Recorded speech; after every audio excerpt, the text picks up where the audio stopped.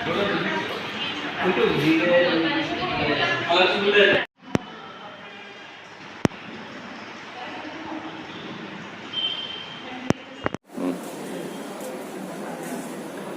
আপনাদের বিদ্যালয়ে গতকালকে চুরি হয়েছে, এই বিষয়ে আপনি কি বলবেন?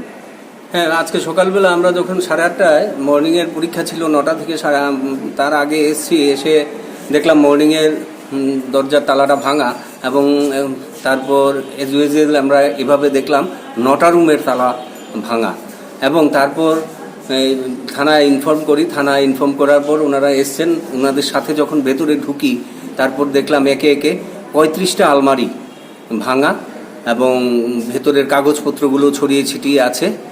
এবং তারপর তো থানা ওসি সাহেব এসলেন, ওনারা তদন্ত করে গেছেন এবং আমাদেরকে বলেছেন যে বিকেলের মধ্যে আমাদের কি মিসিং আইটেম, বা বলেছে যে যেই জায়গার দায়িত্বে ছিল, অফিস বা এক্সাম রুমে, ওনারা আসলে পরে আমাদের মিসিং আইটেমগুলো কি এগুলো একটা তালিকা তৈরি করে থানাতে জানিয়ে দেন।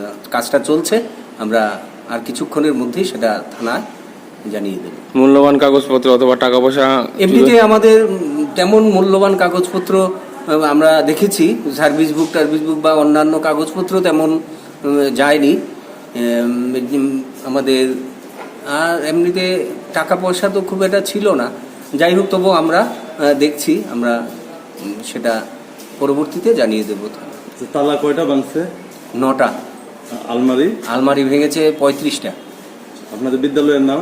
খোয়াই সরকারি দ্বাদশ শ্রেণী বালিকা বিদ্যালয়। Thank you.